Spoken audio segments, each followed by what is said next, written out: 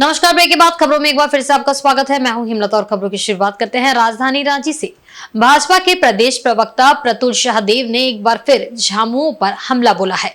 उन्होंने कहा है कि वर्तमान झारखंड सरकार स्वास्थ्य, शिक्षा व रोजगार के क्षेत्र में पूर्ण रूप से विफल साबित हुई है। इसी का परिणाम झारखंड की जनता आने वाले 23 नवंबर को देगी और इंडिया गठबंधन को सिरे से खारिज करेगी। राजधानी रांची स्थित प्रदेश भाजपा कार्यालय में प्रतुल शाहदेव ने पत्रकारों को संबोधित किया। भाजपा प्रदेश प्रवक्ता ने कहा कि वर्तमान राज्य सरकार के कार्यकाल में भ्रष्टाचार अपने चरम पर रहा, चाहे वह पत्थर, बालू या फिर कोयला के क्षेत्र में हो।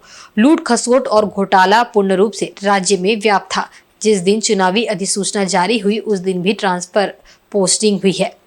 झारखंड राज्य में दुष्कर्म के मामले भी सर्वाधिक आदिवासी लड़कियों के साथ हुए हैं। भाई भतीजावाद भी अपने चरम पर रहा। शिक्षा और स्वास्थ्य की स्थिति बदतर हो गई।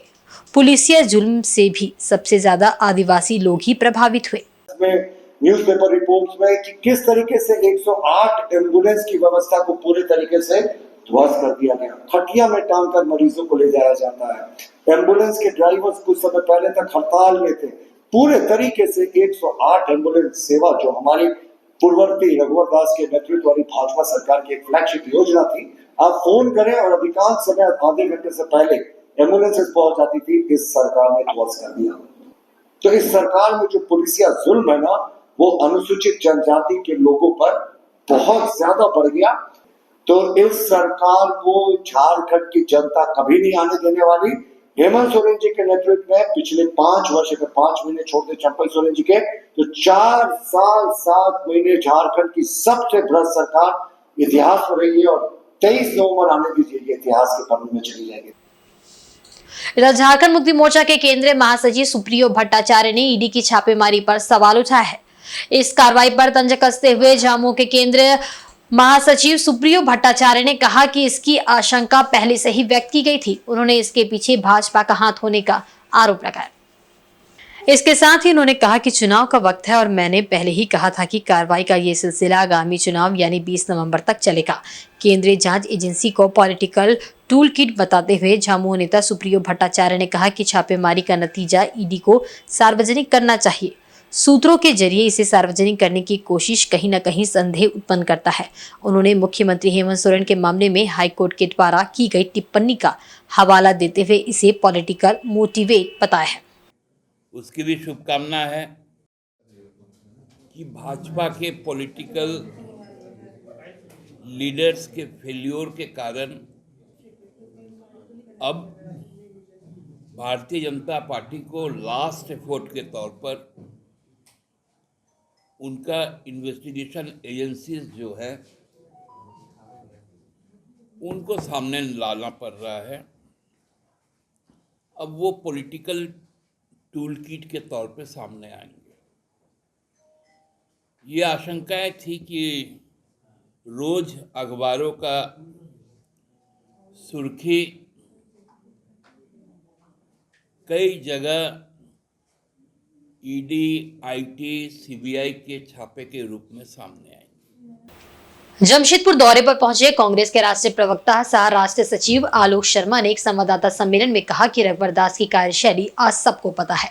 उन्होंने पिछले 25 साल से चुनाव में लोक लुभावने वादे किए लेकिन किया कुछ भी नहीं।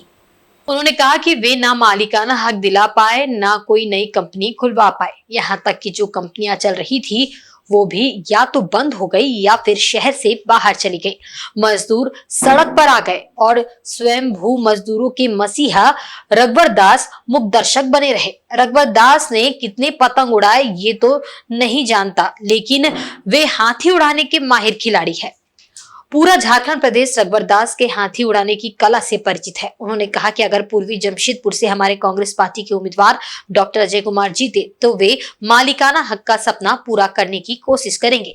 बंद कंपनियों को खुलवाने के लिए प्रयास करेंगे ताकि जमशेदपुर में लोगों को रोजगार के अवसर प्राप्त हो। लोगों को गुणवत्तापूर्ण शिक्षा और स्वास्थ्य के लिए बेहतर प्रयास किए जाएंगे।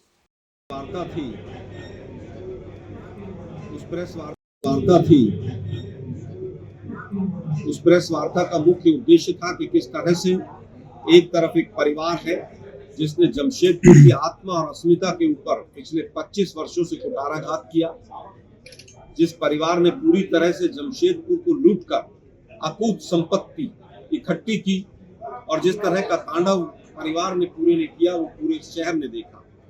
दुर्भाग्य 25 वर्षों के शासन के बाद भी जमशेदपुर को कुछ नहीं मिला। दूसरी तरफ वो कैंडिडेट है डॉक्टर अजय कुमार जी, जिन्होंने यहाँ पर अपने पुलिस प्रशासन में रहते हुए भी और बाद में इस शहर के विकास के लिए तमाम काम किए। यहाँ पर जिस तरह का गुंडा राज, माफिया राज था, उसको समाप्त करने का काम किया।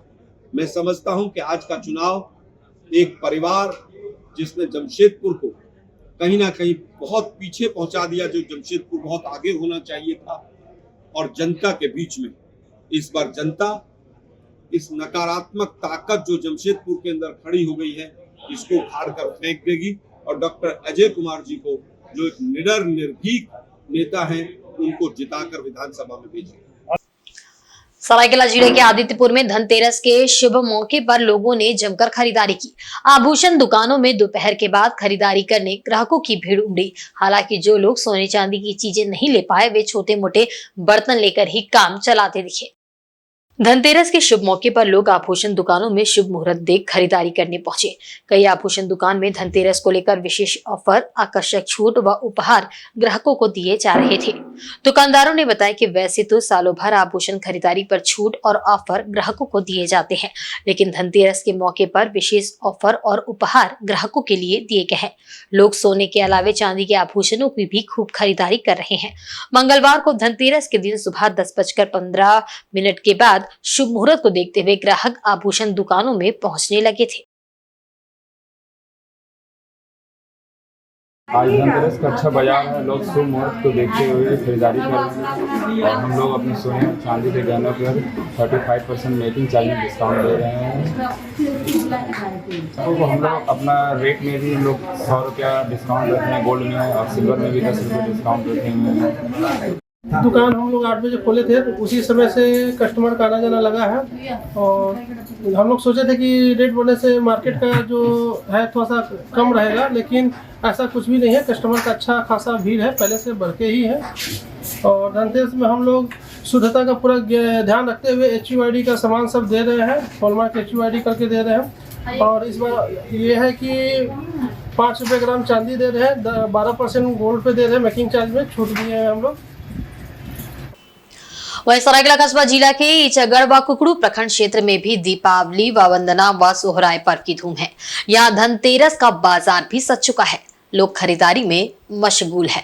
वहीं इन सब रिवाजों से दूर और समाज के लोग अपने बांस से बनी टोकरी, सूप, खांची बनाने में व्यस्त है। मांग के अनुरूप इनके घर के बड़े बुजुर्ग ही इस कार्य को कर रहे हैं। आज की नई युवा पीढ़ी बांस का काम नहीं करना चाहती है, जिससे ये काफी कम संख्या में ही टोकरी आदि तैयार कर पा रहे हैं। पर्व त्योहारों में आज भी बांस के सूप, टोकरी आदि की काफी मांग रहती है।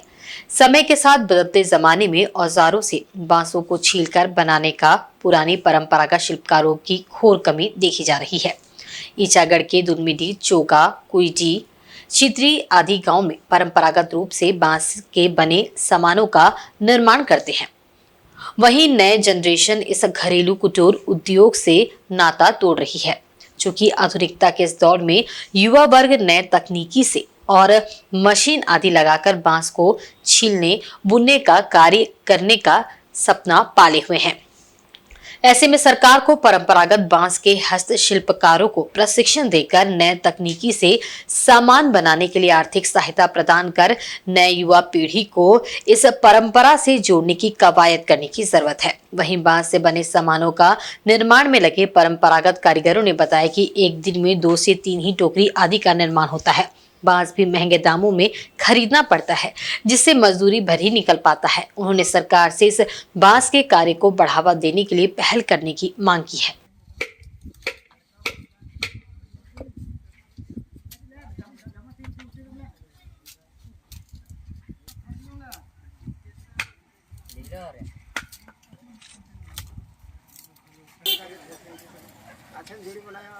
हम लोग का मुख्य पैसा यही है, तो टोकरी बनाते हैं बांस ला करके बाहर से, और पूरा परिवार वाला बनाते हैं, महिला हो पुरुष हो दोनों मिलके करते हैं, पूरा परिवार वाला बनाते हैं। और इसके लिए हम लोग के सरकार तरफ से कोई प्रावधान नहीं है, कुछ फैसिलिटी नहीं, इसका पूंजीवाद नहीं, कुछ भी व्यवस्था इस कुटीर उद्योग के लिए नहीं है। और हम लोग का मुख्य उद्योग यही है, कुटीर उद्योग है।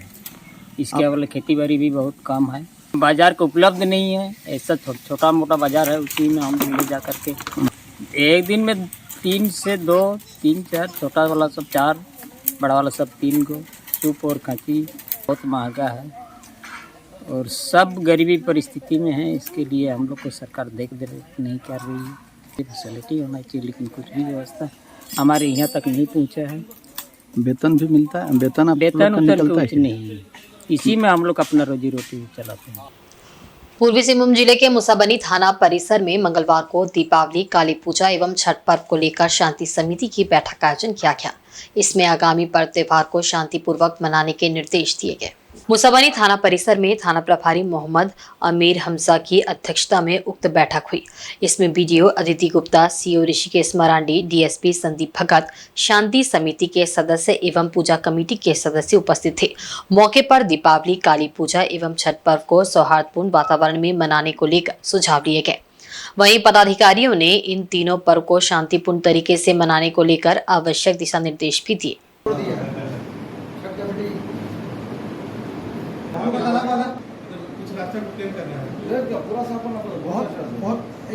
समय नहीं इसलिए बता रहे हैं, जो है वो जरूरत है रिक्वायरमेंट रखी गई थी। शांति समिति की बैठक रखी गई थी, जिसमें से दीपावली, छठ, भैया दूज, गोवर्धन पूजा और भी चित्रगुप्त पूजा को लेकर के जो भी समस्याएं हैं, विधि व्यवस्था की समस्याएं हैं, उसी को लेकर एक बैठक ली गई थी। सभी सदस्य लोग आए हुए थे, सभी को निर्देश दिया गया कि शांतिपूर्ण तरीके से मनाएं। बस यही है, एक छोटी सी बैठक रखी गई थी। जमशेदपुर के गुलमोहर स्थित आरडी टाटा तकनीकी संस्थान एनटीटीएफ में प्रतिवर्ष की भांति इस वर्ष भी दिवाली मेले का आयोजन किया गया। इसका शुभारंभ कॉलेज की प्राचार्य प्रीता जॉन एवं उप प्राचार्य रमेश राय द्वारा किया गया। मेले में विभिन्न प्रकार के प्रतियोगिता में विद्यार्थियों ने भाग लिया, जिसमें रंगोली मेकिंग, दिया मेकिंग, स्वयं निर्मित दिवाली घर, तोरण मेकिंग आदि शामिल है। 3 दिवसीय ये फेस्ट 26 से 28 नवंबर तक चला, जिसमें पहले दिन 26 नवंबर को दिया सजावट, तोरण मेकिंग प्रतियोगिता, दूसरे दिन 27 नवंबर को दिवाली घर मेकिंग प्रतियोगिता एवं अंतिम दिन 29 नवंबर को पूजा स्थान सजावट प्रतियोगिता का आयोजन किया गया। प्रतियोगिता का मुख्य उद्देश्य बच्चों के बीच शिक्षा के साथ संस्कार का भी समावेश करना था। कार्यक्रम में मुख्य रूप से स्मृति, मृण्मय, लक्ष्मण सोरेन समेत अन्य शिक्षकगण शामिल थे।